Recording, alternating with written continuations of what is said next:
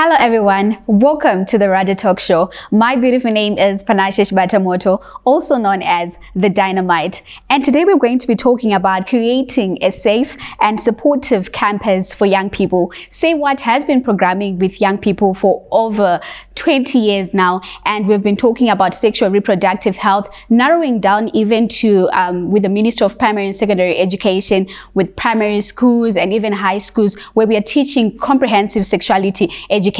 But today we're going to be harnessing more on sexual education in terms of young people that are in tertiary institutions. So ladies and gentlemen, we're going to have a round where each and everyone who's here is going to introduce themselves and also tell us something interesting about them. So I'm going to start with you. Welcome to the Radio Talk Show. Thank you.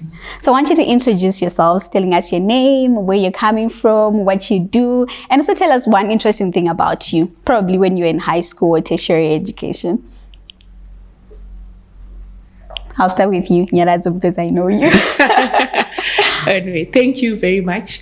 My name is Nyaradzo Charity Mukumbi, and I work for an organization called Population Services Zimbabwe. So I've been with the organization for about close to 5 years now, and I love reproductive health. Okay. It fascinates me. Interesting thing about when I was growing up. Yeah. I used to love gossiping.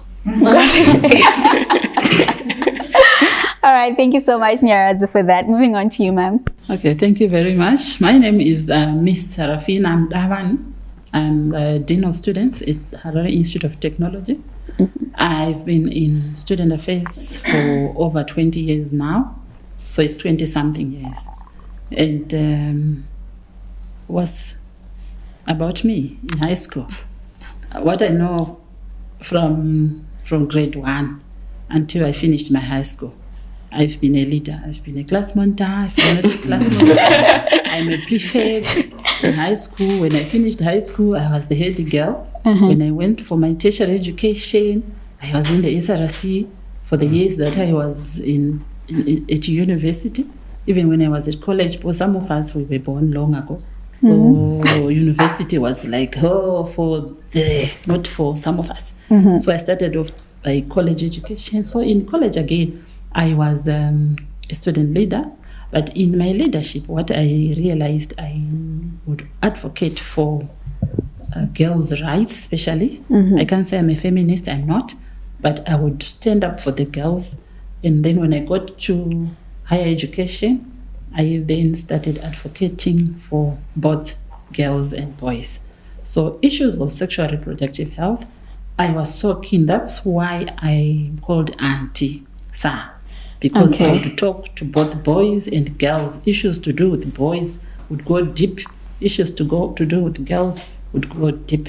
So issues of sexual reproductive health, they've been of interest to me besides everything else that I do. So generally, student health to me is an area of interest. All right. Thank you so much, ma'am, for that. We have leadership in the house. Over to my right side. So I want you guys to also introduce yourselves. There's a mic over there, so please do make use of it so that we can hear you. So I want you to tell us your name, what you do, and one interesting thing about you. I'll start with you. Thank you very much, Panashe.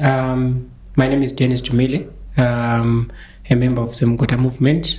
I think one interesting thing about myself is I'm just passionate about working with young people, hearing their stories, and also representing them in process of governance and decision making. Thank you. All right. Thank you so much, Dennis. That was professional. You should have told us the things that we know. Thank you, Dynamite. My name is Maya Chalains Nakwadi, outgoing NCC chairperson, Work for Life member, and I'm from the University of Zimbabwe. One thing that is interesting about me, there are a lot, but I think it's standing up for the girl child, and even at church, they know. And the most that I like is that they call me condom girl. Okay, interesting. Thank you, Panashe. Hi, everyone. My name is Richard Ruselo from the University of Zimbabwe. I'm a PhD and trained HIV champion. I think one interesting thing about me is that I don't like change so much. So when it comes to entertainment, I keep watching Harry Potter. Since primary up to now, I keep watching Harry Potter over and over again. I can't try new movies because I'm scared they'll bore me. And I really have time for entertainment. So yeah. Okay, you are Ruru Sere in the WhatsApp groups. Yes. Nice to meet you. So let's go to the guys at the back. Just a quick round of introductions. Okay, thank you. My name is Samantha Matanga. I'm an Africa University student. I'm a peer educator. I'm a peer counselor. I'm a TB champion. I'm an SRS defender. So one interesting thing about me is that I hate chocolate. Like I hate it. Like that deep hate. I hate chocolate. Thank you. Thank you, Dynamite. My name is Charlton Mapaka, and I'm an SRHR defender, a TB champion, and currently serving as the national coordinator for the Mugota Young Men's Forum. And one thing interesting about me is I'm a defender. Wow, thank you, Charlton. Thank you so much, Dynamite. Good morning, everyone. My name is Josh. I'm an environmentalist by profession, and also an SRHR defender. And one thing interesting about myself is that I love heavy metal music. Thank you. All right. Thank you so much, Josh. Thank you so much, everyone. So we're going to quickly get into our discussion today. So we're going to be talking about creating a supportive campus, enabling environments for students' sexual reproductive health. So I'm going to start with you, ma'am. What specific policies have been implemented at colleges to promote a supportive campus environment for students in terms of their sexual reproductive health? Okay, thank you. Issues of policy, like you have said, they are not an overnight thing. They go through a process of approval, recommendation, and all that. But I can safely say in our colleges and universities, we have a sexual harassment policy. That one is a must for every institution. And at national level, there is a program. I know there's a draft in place where they are trying to come up with a national sexual harassment policy. But each institution has its own policy, tailor-made for what is happening within what they would prefer as an institution, though they are going to be guided by the national one. And these ones, normally, if you go on most websites, you will find them, save for a few. And we also have the HIV and AIDS policy as well. Actually, the HIV/AIDS policy was the first one. Then the sexual harassment came in place, where in some institutions we actually have officers responsible for HIV and AIDS, and that's where issues of sexual reproductive health they are discussed there in their house today. Then we also have the drug and substance abuse policy, and if you look into that one, you would find issues to do with drug and substance. Normally they come hand in glove with issues of sexual reproductive health in most cases. So that policy, for those who have, I can speak for myself, we have one in place. We actually took the students to come up with a policy. And then recently, we came up with the menstrual hygiene, or menstrual health policy. This one now, like I remember I said, I used to have a bias towards girls, but then nowadays we find there's an issue with menstrual hygiene or menstrual health, where sanitary wear is becoming very expensive or not accessible. So institutions, we are coming up with a policy towards that. And we also have a mental health policy, because issues to do, like I said, they normally go together, but at times you need to separate issues. So yeah, those are some of the policies that are in place currently from our institutions. All right. Thank you so much, ma'am. And I think we need to make this interactive, guys. Let's talk about policies in tertiary institutions. Let me have two people just maybe contribute and comment to this. Do you think young people are aware of these policies? If not, what's the problem? What's happening? So you can take the mic. Okay, thank you very much, Dynamite. To some extent, I can agree that young people are aware of the policies that are available, particularly policies like the sexual harassment policies, through the deliberate efforts that are made by the institutions to have students introduced to those structures during orientations. However, at some point, students being students, they don't take much time to invest in reading some of the policies and would sometimes realize the details of the policies after encountering challenges. So that's what I would say. All right, thank you. And Maya, can you also, because you're very active in the student affairs things at colleges, also tell us how we can make it better? Okay, thank you. At first, I need to agree to what Dennis is saying, that young people, especially in tertiary institutions, they are aware of these policies. But we, as young people, we tend to be ignorant to some of the information that comes to us. We don't read or we don't want to hear what people are saying. But when it comes to other issues that interest us, we invest so much time in learning. So I feel like we need to do more sensitization workshops, more sensitization campaigns on campus to make sure that everyone hears, or if it means before any lecture commences, whoever is giving a lecture should start by emphasizing on the policies that are available in institutions. I think for the University of Zimbabwe, we actually have a module like SDLS, whereby it also talks of those issues. So we also need that in most of the tertiary institutions, but particularly the lecturers also need to invest more time in talking about the policies that are available for young people. And also we need to make use of the peer educators that we have so that they spread the information to everyone, and also maybe have posters or billboards to just notify people of what the services are and where they can access the policies if they want to read about them. All right, thank you so much, Maya. And I honestly think that when it becomes technical, most young people are not interested at all. So I'm going to move on to you, Nyaradzo. I think we've been working with Population Services Zimbabwe as our clinical referral pathway for a long time right now. So I would want to understand from your organization, what strategies are you employing to ensure that you meet the unique SRH needs that young people are coming with? Okay, thank you so much. As Population Services Zimbabwe, we've employed quite a number of strategies.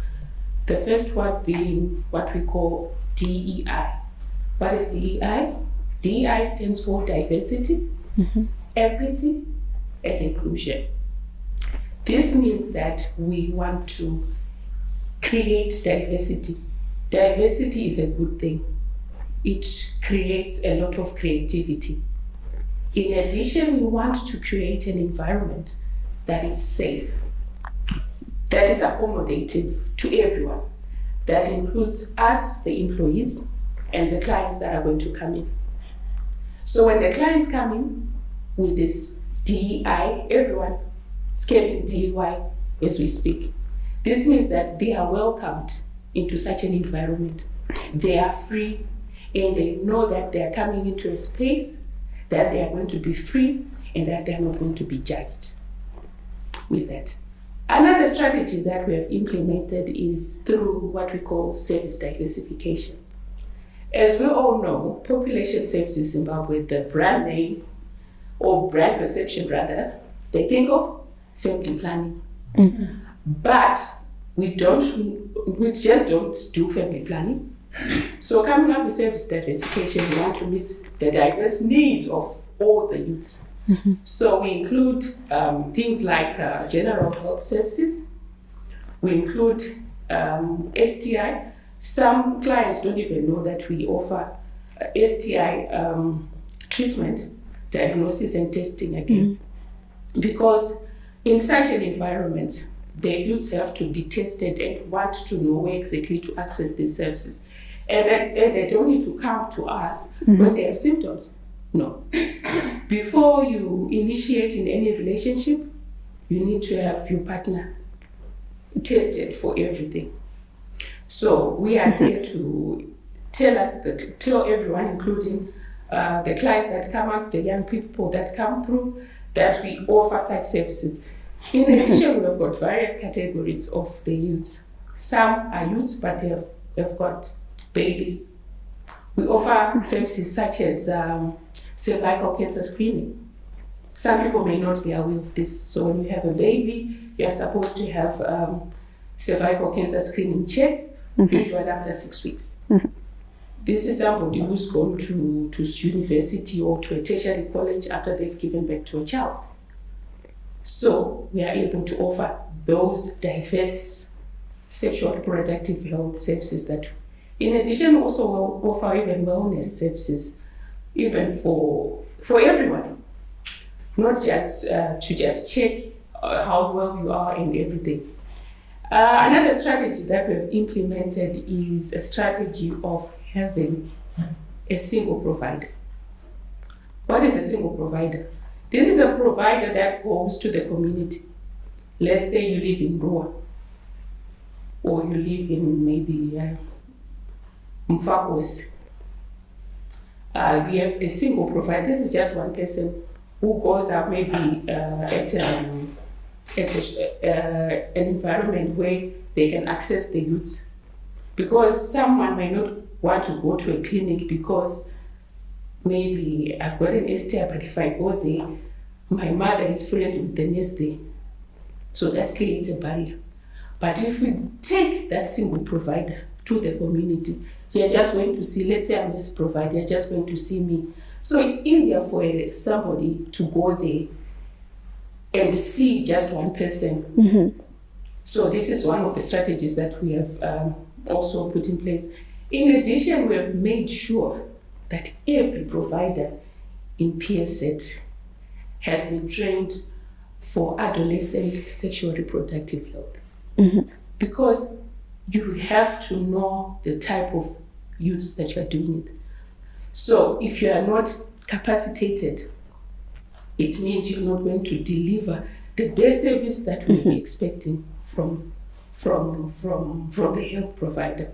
So everyone that comes through to our clinics or to our referral points will be assured, if you are a young person, you're going to meet someone who is well-trained, competent on adolescents, young people, sexual reproductive health issues. All right. Yeah. So maybe just a follow-up question, Nyaradzo. Yes. In relation to SRH, how often do we have young people from tertiary institutions, colleges coming in for services? With our partnerships that we have done, I must applaud you. It was a great partnership. We actually served quite a number of, I don't have the statistics right now, but you helped a lot of youths that came through with issues to do with SRH. You gave them those voucher system that worked quite well. Some of them phoned through our contact center. Some of them went directly to our clinics and got the service that they require. And I must comment on that your vouchers catered for almost everything. So it was just someone getting all the things that they require for free on their part, though somebody is paying. But with them, they don't have the burden of carrying an STI or a sickness for a week, not wondering where will I get the money to be able to go to a health facility. All right. Thank you so much for that, Nyaradzo. And moving on to you, Dean. So when we talk about sexual reproductive health, we also need to ensure that resources are made available for young people, despite where they're coming from in their diversity. So let's talk about some of the successful initiatives and programs that have been implemented to provide resources for SRH needs. Oh, thank you. I think one of the initiatives is partnering with organizations like Say What. And like she was saying, I actually wanted to answer, to say, yes, students will definitely look for them for services. Because there is an outcry from our students, and we actually do feel for them. But some of the nurses, not all of them, within our clinics and institutions of higher learning, they are not friendly, they are not youth friendly. So students would rather go to a clinic that is 20 kilometers away from their institutions to get service than to go to this place who will start giving you a lecture, if not, all those sorts of things. So with such initiatives, I think those partnerships that we are developing with stakeholders in this area, those are some of the initiatives where even as deans of students try to explain the importance of having such people on campus. Then going further, we all have a period where we have orientation programs, where we actually bring in stakeholders to come and give a talk to our students. So each orientation program has a talk on sexual reproductive health. And also we have like the establishment of a clinic. Remember, it's a must. Each institution, every institution actually, must have a health service center. And through those centers, issues of sexual reproductive health are tackled. We also do online, we provide online resources. It's difficult nowadays to reach all students, it's a thing of the past where people put students in a hall and start talking to them. They are busy. And these are the e-generation now. They would rather interact online. So those platforms are available for students to interact, and then you will then get statistics or pick what were the topical issues and so forth. Then we also have some collaborations with the advocacy groups where students go, they discuss these issues, we get feedback, and we evaluate most of our programs. So yeah, those are some of the initiatives in the issue of condomization, where some resources, especially condoms, are given to students and staff for free. Because remember, yes, we talk about the youth, but as student affairs, we're also expected, especially in this area, to cater for staff as well. Okay. So these campaigns, we've actually gone further to create peer educators within staff members. We actually have even champions within our staff, so that when they talk to students, they understand. In some institutions like HIT, we even have mentors. Every department or every school, every student has a mentor. So because we understood that they may be lacking in information, we actually run programs where we train the lecturer on SRH specific. And then from there on, I like what one student said, that if we can get at least 5 minutes, we've already made that request to say lecturers, if they are equipped, then before they start their lecture, just 2 minutes or 1 minute to talk about, SRH, just choose an area. Then that way our students will understand. And yes, again, the issue of the module. Those are some of the initiatives so that students understand. Others do the student development one, others they actually have HIV and AIDS module where they are examined. If you don't pass it, you don't proceed. So yeah, those are some of the initiatives that are in our institutions. Okay, that's quite a lot. Thank you so much for that. And I think you can attest to the fact that young people in tertiary institutions, colleges, they come in their diversity. And they come from various different backgrounds, to be particular. So it brings me to my next question, Nyaradzo, in terms of clinical service provision.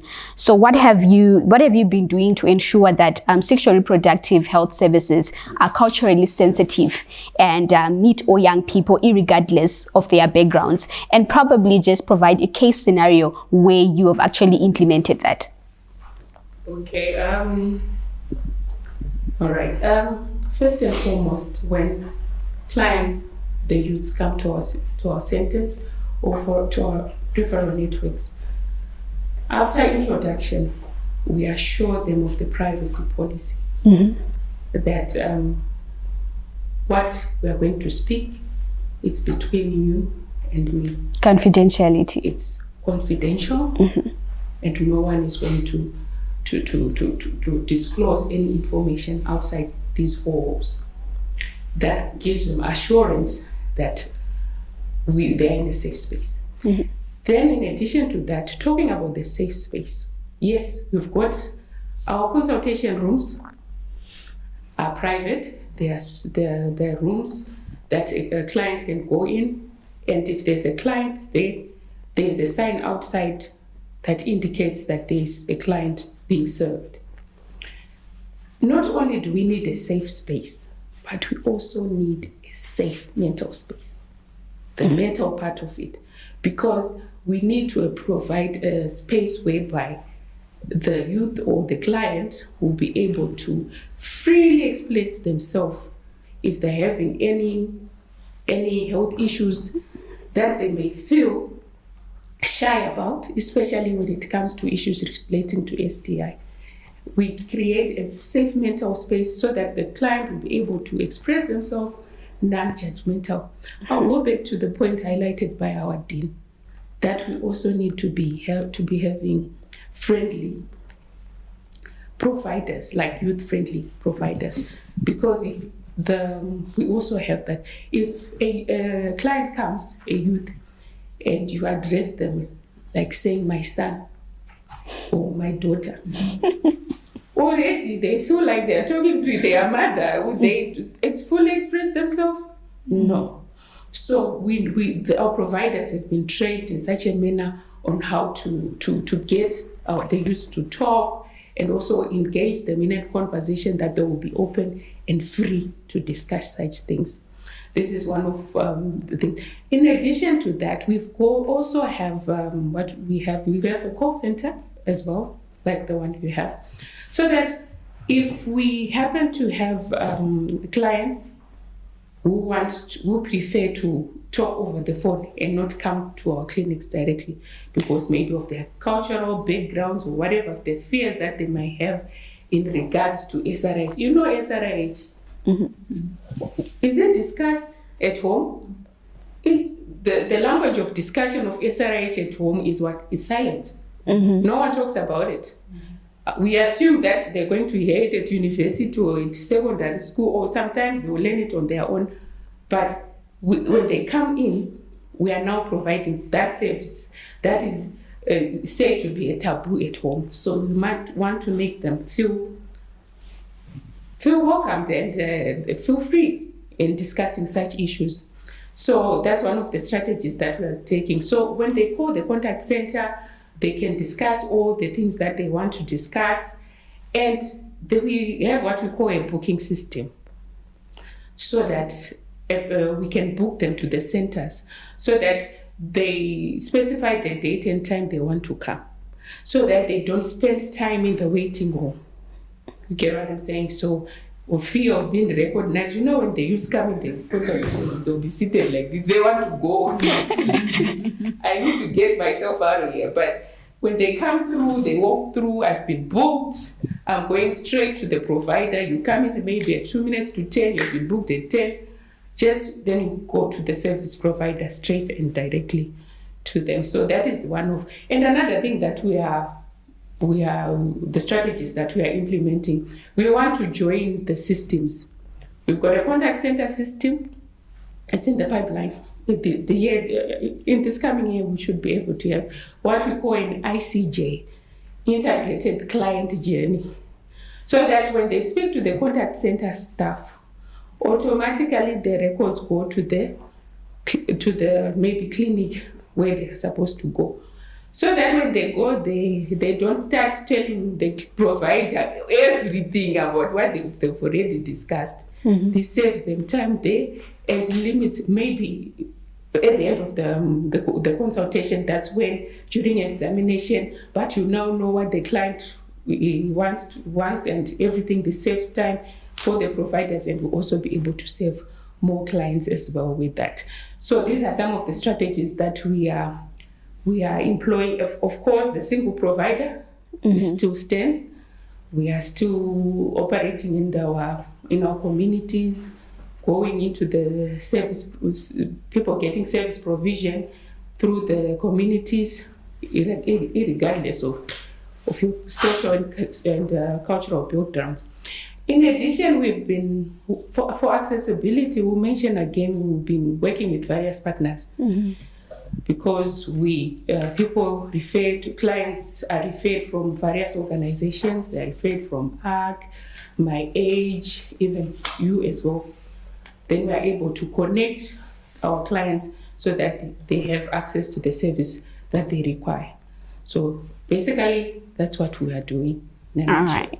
Thank you so much, Nyaradzo, for that. And I love the aspect where you talked about creating a safe space for young people. And as young people, we usually say we listen, we don't judge. I don't know how far that is working. So let me go to the Mugota representative, Charlton, who's here. Let's talk about generally men having low health-seeking behaviors, and as young men, they don't really want to talk about their sexual reproductive health. They don't want to go to maybe for clinical services as well. What are you doing as Mugota to ensure that young men have easy access to SRH services? So as the Mugota Forum, we have introduced, as per the system already, as there are online dialogues that are done in our WhatsApp groups. So these online dialogues, that's where we share information of where young men can get access to SRHR services or other health services that they may need. So in these groups, we have combined those groups to say that we only have boys in these groups. So we are able to share everything that we are going through and able to motivate each other. Since we have discovered that peer-to-peer motivation actually works. So if maybe Josh is to say that she's going through a certain problem, if it comes from us, the young men, to say, bro, we have you can go to PSH and you can get assisted. It works that way. Also, as the Mugota Forum, we have trained some Mugota peers who are in the 10 provinces where SEWAT operates in. And these Mugota peers, they have the duty to run around the campus, motivating other young men to go and access services. We have also established a football team. So this football team, under the Mugota Forum, we host football tournaments. In this football tournament, we are not only targeting the students at tertiary institutions, but you're also targeting the young men outside in the community. So that is where we, when we host this tournament, we bring forth all service providers who are able to come and join, such that because we've discovered that young men, for us to go to the clinics and try to access the services, we are too shy for that. And it is actually in us that since we grew up being told that men doesn't cry, now we are applying that principle where it does not apply, where we then don't go to get the services from the clinics. So we have discovered that it is actually a proper way to get the services for the young men, where we bring the service providers to the young men. So during these football tournaments, we have these service providers coming, and then the young men, you can check with the numbers.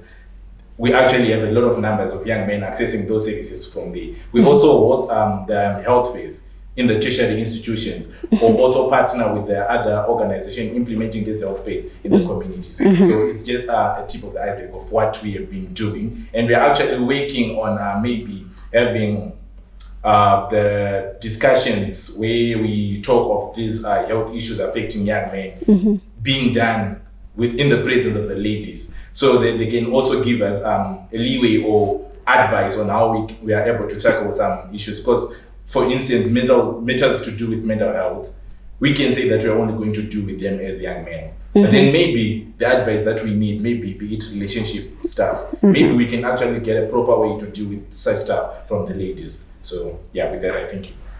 Thank you so much, Charlton, for that. And I love what you said about Mugota, because Mugota has been making waves, and there's so much that has been done by Mugota in terms of addressing the SRH needs of young men. And my next question goes to you, Dennis. And I believe that SEWAT is big on peer education. So in terms of tertiary institutions, we've done so much work in terms of peer education. So Mugota is also part of that movement as peer educators. But there's one thing that has been affecting young men: stigma. So let's talk about what you are doing in terms of addressing stigma in relation to seeking services for young men. Thank you very much, Panashe, for that question. So I would say that the Mugota movement has been making a lot of positive impact on the lives of young people, particularly in relation to their health and well-being. And a lot of young people have been playing a very pivotal role in making sure that there is a creation of safe and conducive environment where young men are free to discuss about issues to do with their health, and also go a step further in seeking services. Like what the previous speaker has indicated, that research for the past time has shown that men exhibit a low health-seeking behavior. And this is mainly because of so many reasons, including the fact that issues to do with sexual reproductive health have not been talked about in spaces because they have long been considered as taboos. So the role that the young people have been playing is firstly being cascaders of correct and accurate information about sexual reproductive health, because you realize that a lot of young people are relying on false information that is at some point leading them to make poor health decisions. Number two, what they've been doing is having discussions around unpacking some of the toxic social and cultural norms that are also resulting in men being exposed to health consequences, dealing with issues around toxic masculinity, like what the previous speaker has indicated, that sometimes men are said not to be crying, which also limits their willingness to also access services.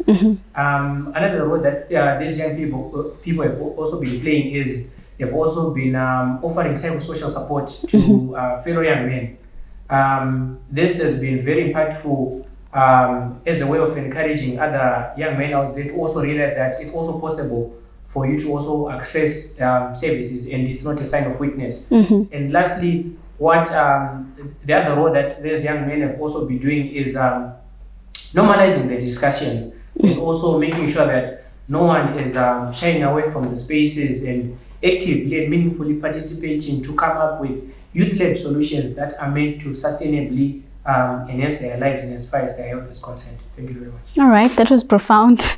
Thank you so much, Dennis. So it brings me to our very own movement that I'm also part of, the Web for Life. And I'm very particular about this one because that's where we spend most of our time, because we want to know what's affecting the girl child. And most people are usually just talking about the girl child, and leaving the boy child aside. But then we have a powerful movement that is the Web for Life here at Say What. So I want to understand from Rutendo the importance of the Web for Life at college level. Thank you, Panashe. So college life is full of ups and downs, as we all know. And I think it's particularly tough for the girl child. And when it comes to SRHR, we needed a platform that was safe, free from judgment, from society, a place that would be safe for all girls to come and just assist one another. But I think Say What saw that it wasn't enough for girls to just confirm and discuss without being equipped enough with the right knowledge. So within Web for Life, we have trained HIV champions like me, and trained TB champions, we have SRHR defenders. So what happens is that the platform is very safe. All girls can join from first years to final years. And because of how safe the platform is and how it has evolved to be one big family of girls, we have seen girls who have graduated years before reluctant to leave the platform. They've graduated, but then they know there is no other place like Web for Life. Because you can ask anything, girls, can you help me with what are the new inventions in HIV prevention that I can use? And then someone's going to come with the loop, someone's going to come with the ring, something someone else doesn't know about who is in the terrace. And they're going to ask about dates. What should I wear to this date? Sometimes you can't really ask your mom those type of questions. You can't really discuss that. So Web for Life is coming to assist girls in each and every aspect of their life. We do spiritual Sundays. We help each other with Bible verses. We uplift each other. And we try as much as possible to empower one another to be the best versions of ourselves. And currently at the University of Zimbabwe, we have started this drive called the Driver's License Drive, where we are just saying, you know what, girls, it isn't a good thing for you to be trampled upon by someone because you can't drive. It's just a simple skill. You also need it for your CV, but it also boosts your confidence. So before you go for attachment, why don't you join this platform? We give you material so that you learn and go to write for your provisional license, and then you work hard, save your pocket money, and then maybe end of semester you go and take your driver's license. It's not only going to uplift them to have a driver's license. The next time a blazer comes trying to show off, maybe their dad is also going to give them the car at home. So we empower each other, we uplift each other in each and every aspect of our lives, and it's been a great platform. Okay, so you support Mjolo on Saturday, on Sunday you do spiritual Sundays. All right, thank you so much, Rutendo, for that. And moving on to Maya, as a very important person in the Web for Life network, let's talk about the policies. Let's talk about the strategies that you have been implementing, the focus areas of the Web for Life and its successes so far. Thank you, Dynamite. So as Web for Life, we have been focusing more on menstrual health management. We have been focusing on mental health. We have been focusing on empowerment. And we also have been focusing on ensuring that we uplift each other. We are each other's keeper, like we are a sister. And we are also moving with time. So when we are moving with time and moving with everything that is there, grabbing each and every opportunity that is available for the young women and young girls, this is what we have been focusing mostly on. And speaking on the achievements, is the first achievement that I would want to speak about is a campaign rather that we did during the NSC of 2023, whereby we managed to raise funds to actually send one of the young mothers who had attended the national. There were two of them that we had attended the National Students Conference, where we assisted in taking them back to school. And we're glad that last year, NSC 2024, they actually came back with testimonies of how the movement had actually empowered their lives and made a change within them. And another achievement that we have done is to create a regional platform whereby we meet people from different countries. We discuss issues affecting young girls in Angola, issues affecting young girls in Botswana, and we get to have solutions. We share ideas, solutions on how best we can actually try and solve those issues that are happening. And one of the most interesting things that we actually discovered during the just ended SASIC 5th edition was that the challenges that we are facing in the different countries, they are the same. And we have the common goal of just trying to eliminate, if it's child marriages, we in Web for Life want to eliminate child marriages. And another achievement that we have done, as alluded by Rutendo, was that we are trying to empower the girls so that we stand on our own. We are independent enough to say, we can do this. If boys can do this, girls can also do this. And another thing that we have tried to do was to make sure that we are capacitated to make businesses, to work for ourselves, not necessarily to just wait for getting money from mama, but even venturing into selling, venturing into Inuka businesses, just trying to empower and uplift each other, both on campus and out of campus. So this has been something that we have also done. And I would also want to say, we also have platforms whereby we share ideas nationally, provincially, and local chapters, whereby we don't get to say, I don't have information on this, so I'll just relax. But you can just ask in the group, guys, I need an idea on this, and the girls are ready and we are on the move. This is our mantra, to say young women are on the move to make sure that we assist each and every individual. And lastly, I would also want to speak on leadership building that we have also done as Web for Life, to ensure that as girls, as young people, we take up leadership spaces.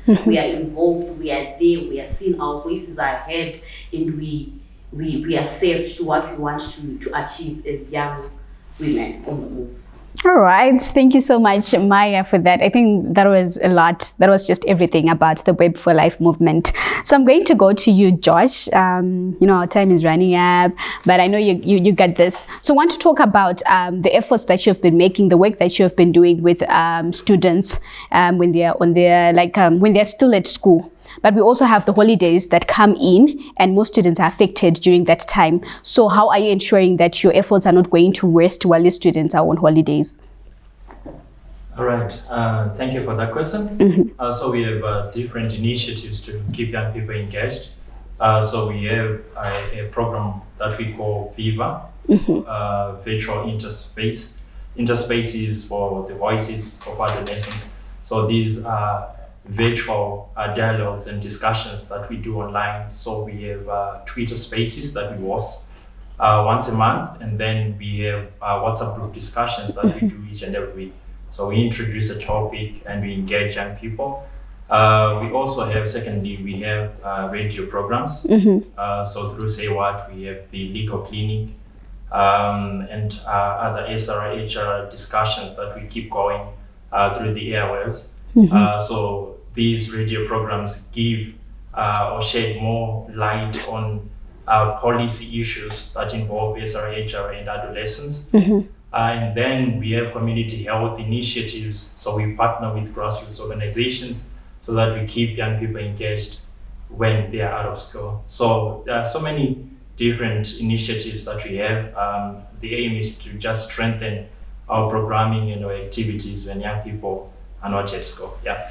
All right. Thank you so much for that, Josh. And I think we need to applaud Say What for their efforts in terms of making sure that its online presence is remarkable each and every time. So I'll go over to you, Samantha. What steps have you been taken to promote positive attitudes and behaviors towards SRH needs to students and even the staff members? Okay, thank you, Dynamite. So the steps that we have taken to promote positive attitudes and behaviors towards SRH among students is, first I want to look at educational institutions. We aim to integrate SRH into the curricula. By this we mean we want to incorporate age-appropriate SRH education into school curricula. For instance, during the orientation weeks of the tertiary institutions, we go to those spaces and we talk to the first-year students, the freshmen, about the SRH issues. Even we don't just stop at tertiary level, we also go to the primary schools. When recently we just went to Dangwet Primary, where we talk to them about early marriages. We go to Ndangariro, we go to Herenchos, and we also do workshops and trainings in the educational institutions, where we organize workshops and training sessions for students. We equip them, we educate them on SRS issues. Sometimes we even send other students, like students who attended a workshop on family planning and contraceptives in Mutare. We also have guest lectures where we invite experts who talk about these SRH issues, like on the National Students Conference. We invited Rejoice Nalaonda and Dr. Parenya Atwa. We also have peer educators. Like we train students to become peer educators, and then these students will start sharing information with other students. As you know, students usually like talking on a student-to-student level. So this enables students to talk more about the sensitive issues that they are facing and stuff like that. And then in the campus environment, we advocate for SRH friendly policies. By this, we talk about the elimination of GBV, the zero tolerance to sexual harassment, and then we for students who have come across the situations, that's when we tell them about our helpline, our 577, so that they can contact them anytime when they feel pressured. We also have safe spaces, like we have resource centers in different institutions in New Z, in Taripoli, where students can go and talk about their issues, where they can go to get SRHR resources, like they can get online materials, they can get journals, and so forth. And then we don't just stop at the tertiary level or in the schools. We also go in the community engagement, where we collaborate with local organizations like PSZ, NACS, NFPC. We have campaigns or rallies, like we just had the World AIDS Day commemoration, where everyone was invited. It's not just an institution thing. So we collaborate with all the community leaders, we talk to them, and then we also focus on the staff support, where we train, we educate our staff on how to talk to students. As you know, there is this issue of stigma, so we have workshops with them to address this SRH related issues, and we also have platforms where it's staff and the students, like the NSC, where there are students and the patrons, where they talk and discuss and see how they can promote these SRH issues.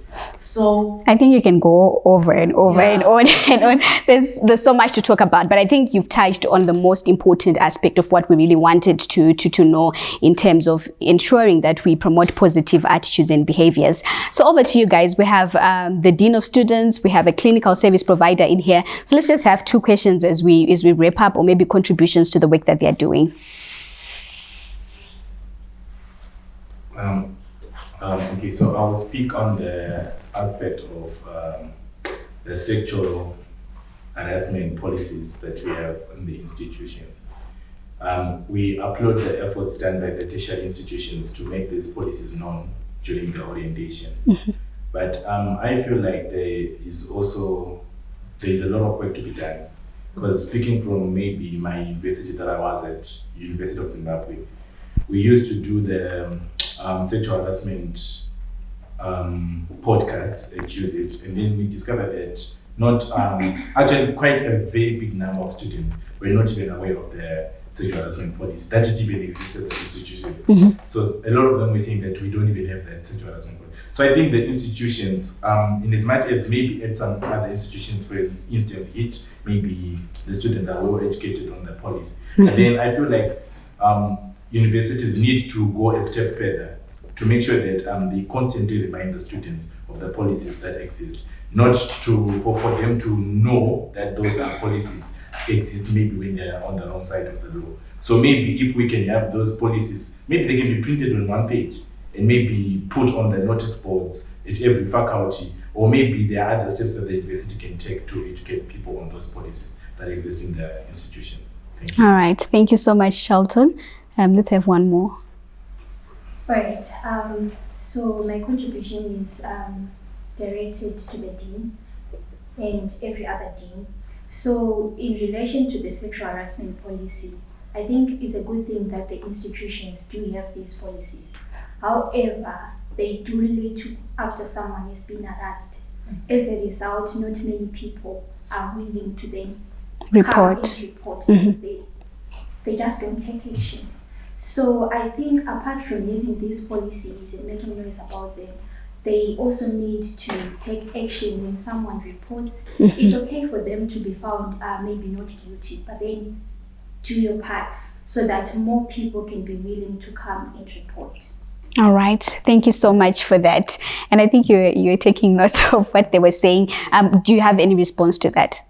Yeah, I think I concur that these policies are there, yes, and I think they agree that most of the students usually they don't care about knowing which policies on campus, but it's important that maybe through student affairs, our student leaders and our peer educators, that we up our game when it comes to advocacy for those policies, and also making sure that people are aware. So I would like to throw it back to our peer educators to say, when we interact with you, we make you aware that there is this policy that should assist you or that you need to know. Because it's not only about the policy will work when there is a case. No, it actually empowers you even for the future. So we need also our peer educators to come in and make sure that people are aware of these policies, not only the sexual harassment policy, but even the ordinances that guide you while you're at the university. Because you may want to go on a campaign for example, condom, and yet your act does not allow you to do that. You know, for example, some institutions, they are church institutions, and there are certain things that students cannot do. So once you start on that program, already you are on the wrong side of the law. So it's important that our peer educators also get hold of these policies, appreciate them, and then they cascade the information. Then on the issue of acting on cases, we try, especially from student affairs perspective. We try, but the problem that comes now is most students, they don't report sexual harassment. They decide to keep quiet. Because some of the students will tell them, you're just wasting your time, they will not act. Yet some people have been suspended, other members of staff have been expelled. And it also goes to harassment that happens between students. If a female student harasses a male student, that's a disciplinary issue, and action is normally taken. We don't cover up for one another, that's the problem. But students wait until they fail, for example. You have been harassed through and through. You have been told if you don't want to go out with me, you will fail. The threat came beginning of semester. And the student waits until the fail comes. Then that's when they will come and say, yeah, the lecturer threatened me. And now they've been sending each other messages. When now you want the evidence, usually the evidence is not there. They have deleted the messages.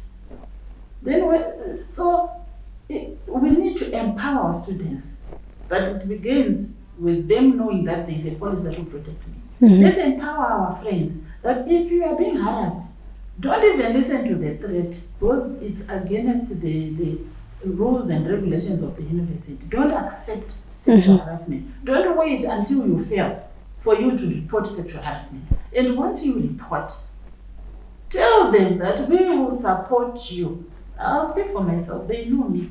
They don't want me to when we get to meetings. Some will even ask, even where I came from, do you have anything that is coming from our school or from our department?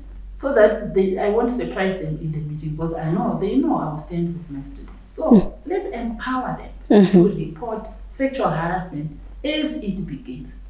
The other scenario is this too. It's not only between staff and whatever. Some students, they go out with security guards so that they are allowed to enter the campus after hours. They go out with the bus driver so that they can be in the bus without paying. For those silly reasons. Now they are in a relationship. Something now goes wrong. You have seen someone else, a beta binga. You want to drop this lecturer, you want to drop this security guard. That's when now you start reporting, I'm being sexually harassed. And then we look at you, you're adults. Truly speaking, if there's harassment, yes, we'll take it up. But they should be empowered to say no and mean no. And they should know that is why we are employed, that is why we are paid to take care of their concerns and take them up and stand with them. There's no way we would ever take a student and say, yeah, you are lying, there is no sexual harassment, unless I'm the one harassing the student. But that's not what we are for. So students, you need to have that confidence in your deans, in your administrators. If you can't, we have a forum where a student from Bindura, especially in my case, I have that relationship with students from other institutions. They can actually phone me and say, Auntie, there is this thing that is happening. I know how to deal with my other colleagues. It can even be an agenda item for our next Dean's Forum meeting. So feel free, don't keep quiet. If even the nurses, there's a time when we call all our health practitioners within our institutions and call them to order and say, students are complaining about some of you. And we call them to order. So don't hesitate, especially sexual reproductive health issues. These things are not spoken about.